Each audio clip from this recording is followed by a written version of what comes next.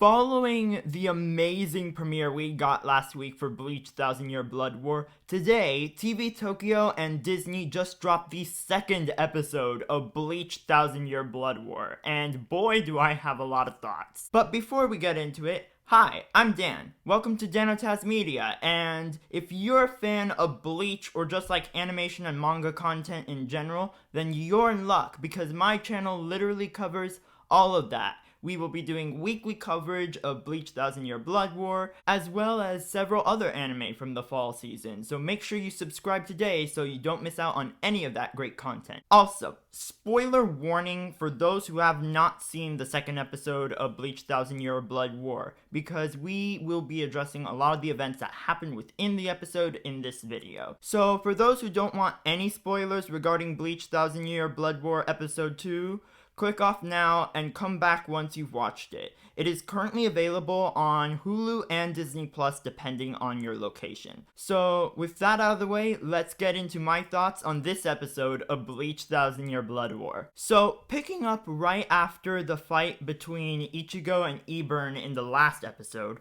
this episode features the return of Nell and her brother Piche as they come to Earth to convince Ichigo to come with them to Hueco Mundo in order to help out the Arrancar who are currently in danger, after all the things that went down in last week's episode. So I personally felt that this episode was the perfect complement to last week's premiere, as it served as a nice little breather after all the stuff that went down in last week's episode. Although we do get some action in this episode is definitely more drama-centric than the last one, as it was primarily meant to expand on a lot of the plot threads that were previously introduced in the last episode. For me personally, one of the highlights of this episode was definitely all the callbacks it had to the original series, and also all the new character reintroductions we receive in this episode. As stated before, this episode sees the return of Nell and Pesce, but we also get to see a bunch of other characters return, like Harabel and Kisuke Urahara, who, just like in the original series, ends up being the one to portal them to their needed location, in this case, Hueco Mundo. But honestly, out of all the returning characters, Nell had to be the MVP.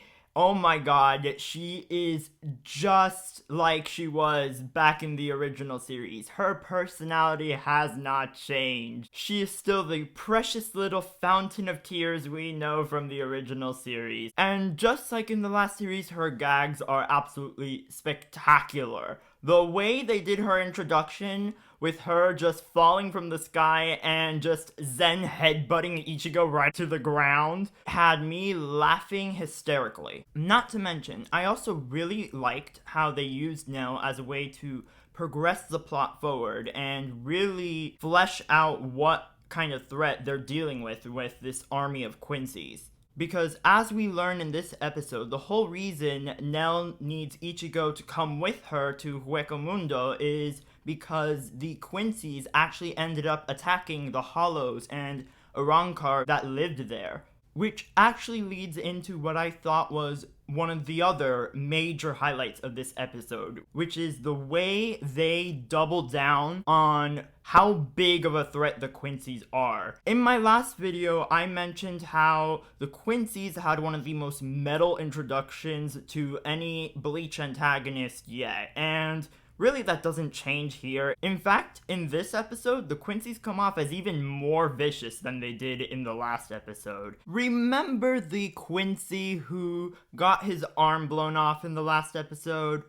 Well, in this episode, the Quincy King literally blows his head off for questioning his authority, and then proceeds to blow Eburn's head off for being of no use to him anymore.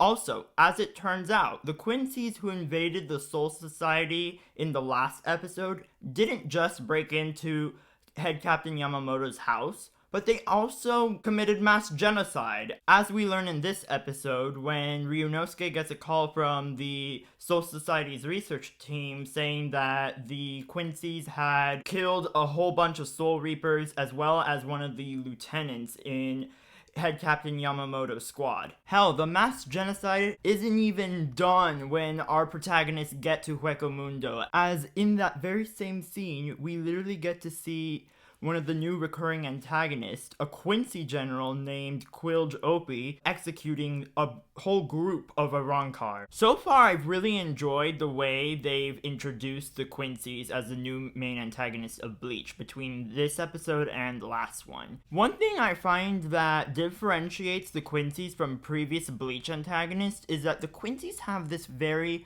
militaristic extremist feel to them. Everything from the way they behave to also the way they dress, and even their instrumental musical score in the soundtrack gives off this militaristic extremist feel to it, which is really unique because none of the other Bleach antagonists have ever had that feel before. The Soul Reapers were like samurai, and the Rancars were kind of just like humanoid monsters. So in this way, the Quincies feel very fresh and new, especially when compared to Bleach antagonists that we've had before. Then I also really liked how this episode tied back to a lot of previously established lore and also expanded Bleach's lore in general. During the Arrancar arc of Bleach, we were introduced to a concept called holification, which is a process in which a Soul Reaper could become part hollow. And it's implied in this episode that there seems to be a very similar process for Quincy's, because right before the Quincy King blows his head off, Suicide Squad style, it was actually revealed that Asaguro Eburn, the Quincy that attacked Ichigo in the last episode, was actually originally an Arrancar before he became a Quincy. Although, unlike holification, the Quincy version, let's just call it Quincification, as implied in this episode, seems to have a little bit of a brainwashing factor into it. In fact, it was heavily implied that the Quincy King was going to recruit Harabel into his ranks, which is something I do not think Harabel would ever do willingly unless she was brainwashed. Then I also like all the callbacks to the previous series, like the moment when Uryu turns down the opportunity to help Nell and Ichigo save the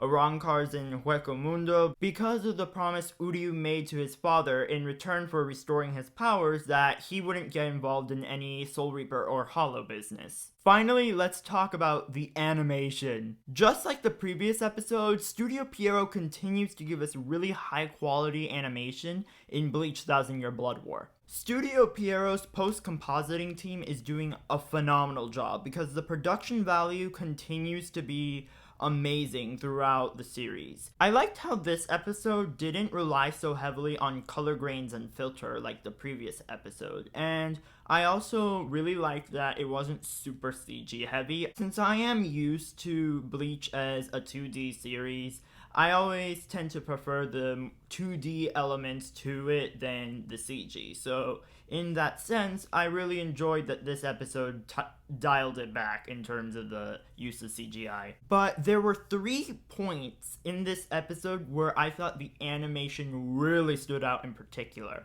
The first had to be the new opening. The song used in the new opening is super catchy, and I love how the pink and white color palette provides a nice contrast to the series' normal color palette so far, which has been very blue, orange, and black centric. The opening even foreshadows some of the upcoming events within this first core of Bleach 1000 Year Blood War, such as the return of Rukia and Renji, as well as some of the upcoming fights we're going to have between the Soul Reapers and the Quincies. The opening gives us a really good idea of which Soul Reaper captain and lieutenant will be facing off against which Quincy general, which makes me super hyped to see it happen. Then I also thought that the funeral scene for the lieutenant and the other Soul Reapers who were killed by the Quincies during their invasion of the Soul Society was also extremely well animated. The scene actually gives us a little bit of an insight to more of the Soul Reaper customs and traditions, as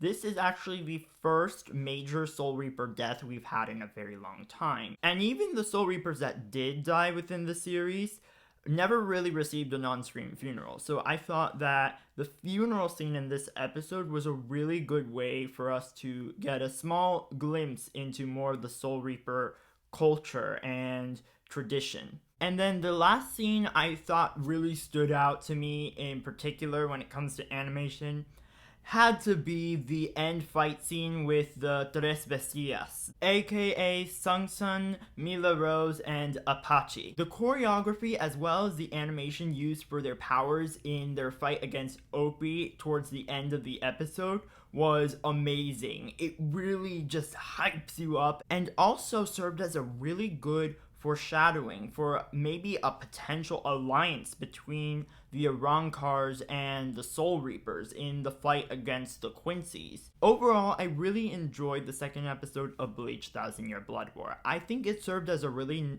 good breather episode after how eventful the first episode was. I also think it was much better paced, and even though the pace of the second episode was slower than the first episode, it never dragged and only continued to expand on the lore and the ongoing plot within the series. Overall, I'd rate the second episode of Bleach Thousand Year Blood War at a 9 out of 10.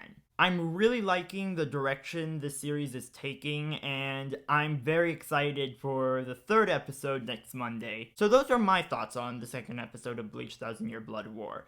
Feel free to let me know what you think of this episode in the comment section below. And if you enjoyed this video, make sure to leave a like and hit the subscribe button, as well as share this video with others in order to help support me and my channel so I can keep giving you more, so I can keep making more anime and manga content like this on my channel. So with that being said, I will see you in the next video.